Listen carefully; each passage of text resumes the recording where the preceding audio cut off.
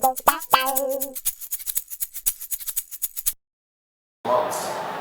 And with the completion of this railroad, it was estimated you could do it in 7 days. So you went for it was a huge change, huge development. And people have said, compared to like what in the 20th century was like going to the moon shot.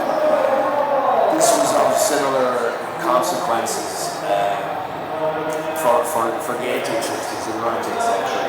So it was a hugely significant development, and as I say, when we deal with fictional characters as well, that's always there in the story about getting this railroad done and getting it paid. And Durant, the character I play, is he's driven by it and he's obsessed by it, and basically he will do anything to achieve it, and literally anything. He's not the nicest guy in the world, but he's driven for sure. So we're going into our 5th season now, and in this season we meet up with the people building from the Southern Pacific, who are building from the west to the east, and it's the kind of one we're more familiar with, I think. All the Chinese labor and all that was used on that section of rail, whereas on the east to west, the Union Pacific, where it was more European labor, Polish, Irish, Italian, that kind of thing. So this is our 5th season now, and the show will finish this season, so it's where eventually we're getting very close, and eventually we'll meet up and hammer in that golden spike that was the sort of ceremonial final spike in the railroad. And what's it like to do? Because it's essentially a drama, but it's also a Western drama as well. And that's another new genre for you. In fact, you've done Westerns before, but not on television as much. What is that like to do now in this modern era where literally they're going really authentic? They're making you wear they've managed to perfect the clothing so it looks and feels the same way. So how much of a difference does that make and add to the realism of the show for you? Yeah, well, I mean, as with a lot of films and TV jobs I've worked on, the crafts people on our show are amazing.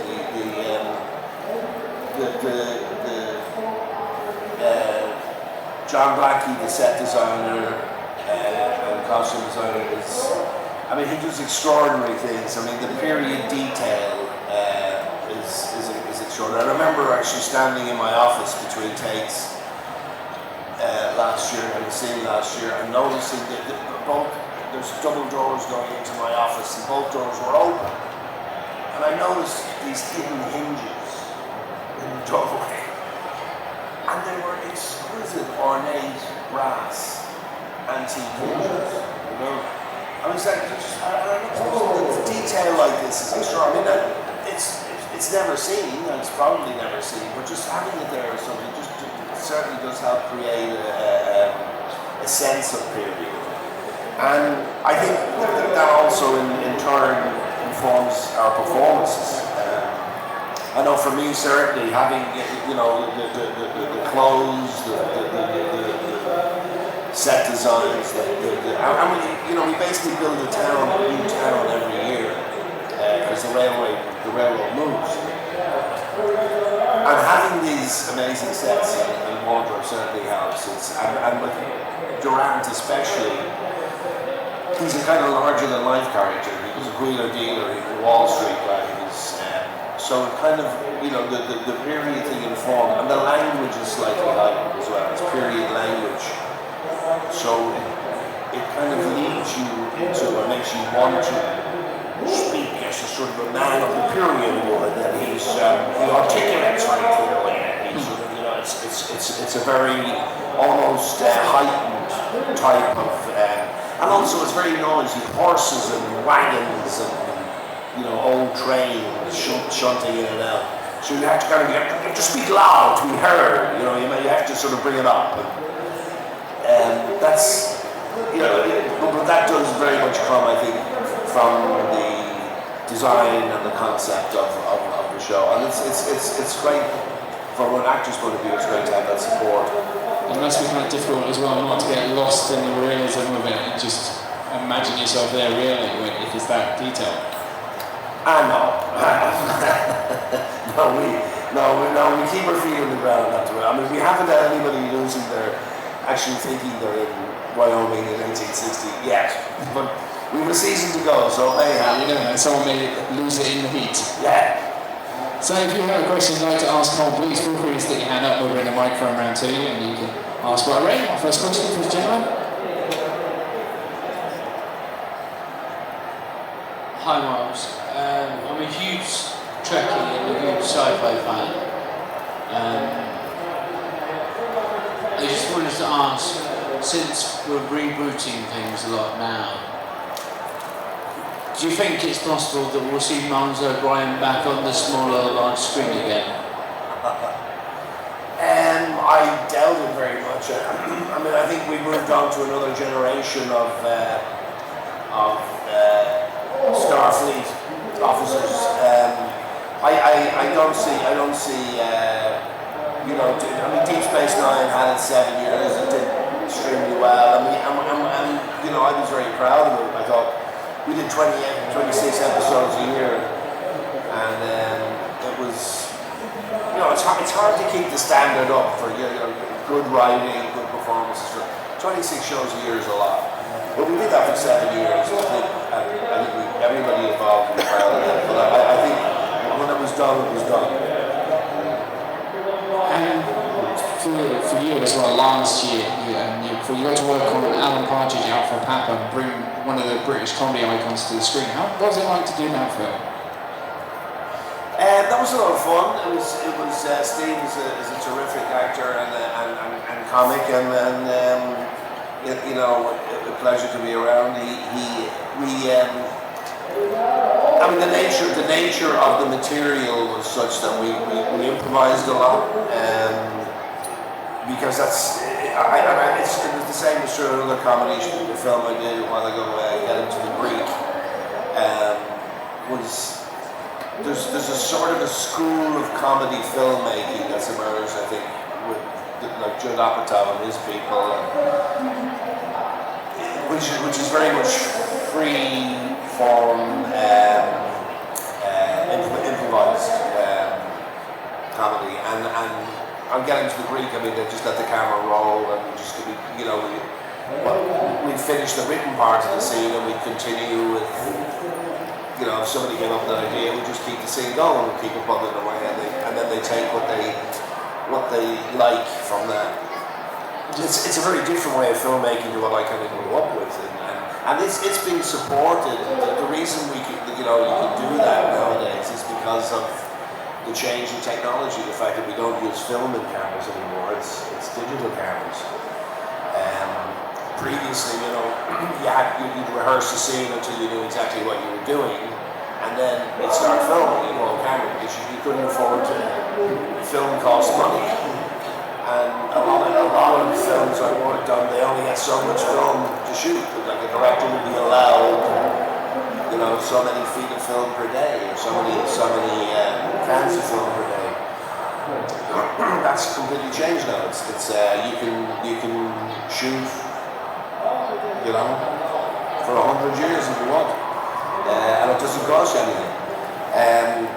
What it must do to editors, I'm sure the suicide rate among editors has gone way up because they end up with so much footage to deal with now compared to what they used to. I mean, you know, great directors like Stephen Frears that always maintained they had the film in their head and they never shot more than they needed. They knew what shots they wanted. They knew what they wanted the scene to look like, and they would just shoot what they needed.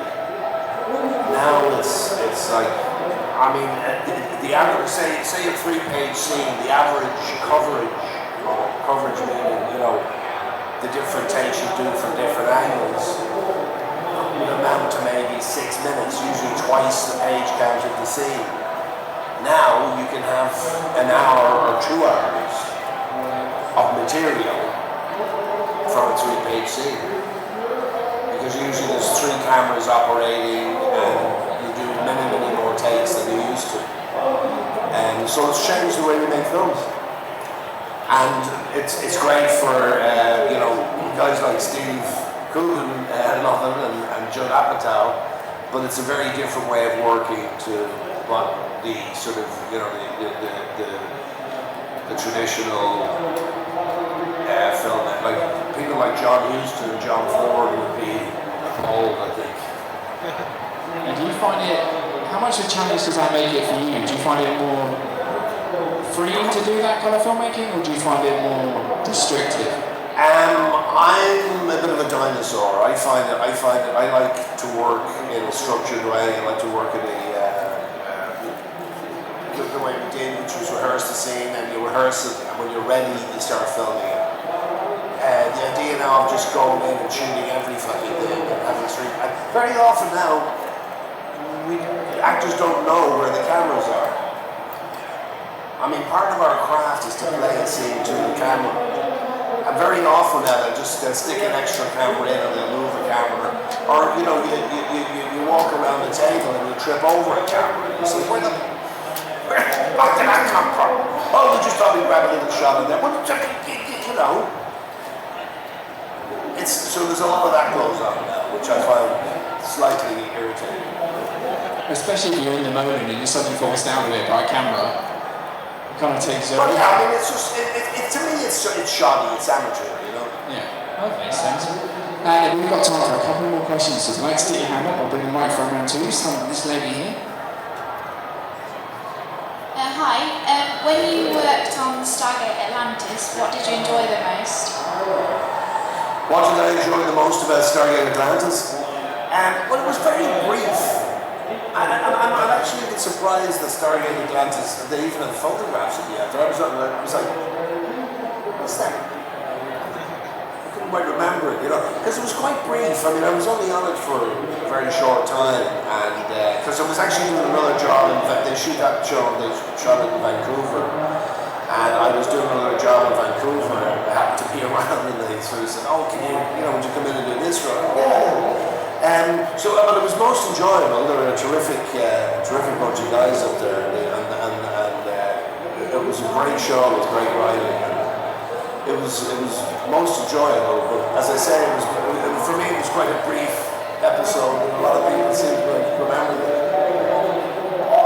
One final question for this gentleman here. Hello there, Colm. I was wondering, do you mind if I ask you the Next Generation question? Sure. What was your favourite episode to film? What was my favourite episode of Deep Space Nine? Sorry, Next Generation. Oh, Next Generation. Oh, sorry. Well, I always enjoyed working with Rosalind, with Keiko, and our wedding, from our point of view. I mean, not that it was a particularly significant one in terms of the series, but our wedding episode was always a firm favourite for both Roz and I. You kind of look back and go, they're nice. Look at that, getting married in space, So I'd have to say that, because otherwise Roz would kill me, Ladies and gentlemen, please join me in a massive round of applause. Colm Meaney.